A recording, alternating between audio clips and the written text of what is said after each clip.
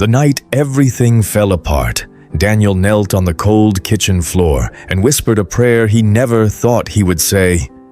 God, I'm afraid. Not angry, not demanding, just afraid. The letter lay open on the table above him.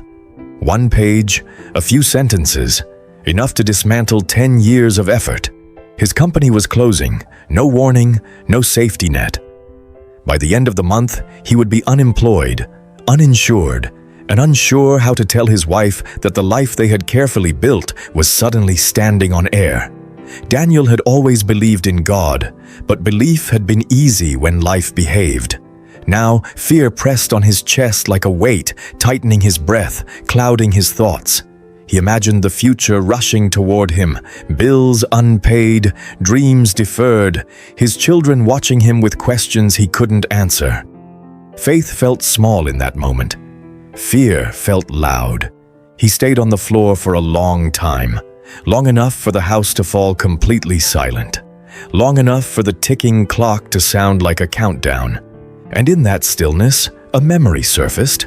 Something his grandmother used to say when he was a boy, hiding behind her skirts during thunderstorms. God does his deepest work in the dark, where roots grow. Daniel didn't feel rooted. He felt uprooted, but he whispered another prayer anyway. "Oh, I don't understand," he said, "but I'll try to trust you."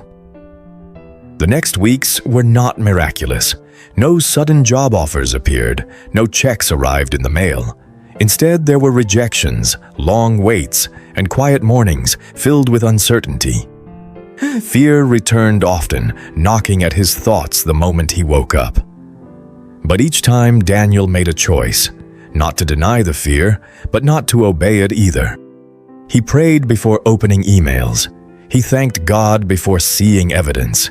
He acted as if faith was a muscle that needed use, not a feeling that needed comfort.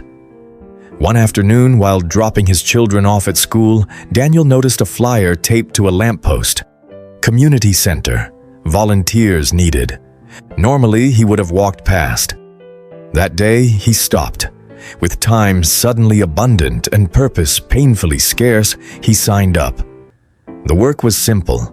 Sorting donations, helping seniors carry groceries, listening. Daniel didn't realize how much he needed to listen until he started hearing other people's stories, loss, illness, fear that sounded eerily familiar.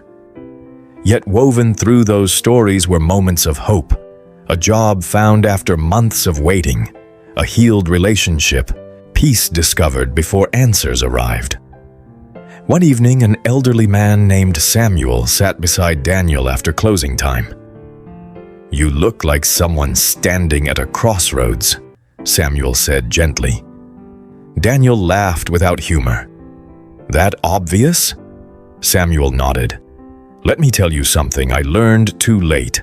God's plan rarely looks like protection. Most of the time, it looks like disruption. But disruption is how He moves us from where we are comfortable to where we are called." The words stayed with Daniel. Months passed, the savings thinned, the fear sharpened. And then, unexpectedly, a conversation at the community center led to another conversation, which led to a small consulting opportunity. Nothing stable, nothing impressive. But it was work. Honest work, work that used skills Daniel hadn't touched in years. As he leaned into it, more doors cracked open, slowly, quietly, not enough to boast about, but enough to breathe again. One night, Daniel realized something startling. The job he had lost no longer fit the man he was becoming. The fear that once paralyzed him had taught him empathy. The waiting had taught him patience. The uncertainty had stripped away the illusion of control and replaced it with dependence on God, not as a last resort, but as a daily guide. A year after the letter that broke him, Daniel stood in a small office he now shared with 2 others, partners in a modest but growing venture focused on helping nonprofits and community programs. It wasn't the life he had planned. It was better aligned with the person he had been shaped into. Later that evening, Daniel returned to the kitchen where it had all begun. He stood where he once knelt in fear and bowed his head again, this time in gratitude. "I see it now," he said softly. "You weren't abandoning me. You were leading me." Fear had promised disaster. Faith had promised presence. And presence, Daniel learned, was enough to carry him through the unknown. God's plan had never been about keeping Daniel safe from fear. It had been about teaching him how to walk through fear without losing trust. Because faith does not mean the absence of fear. It means choosing God, even when fear speaks louder. And sometimes, the plan only becomes clear when you look back and realize that what felt like an ending was actually an invitation to grow deeper roots, to become braver, and to learn that God is faithful long before the path makes sense.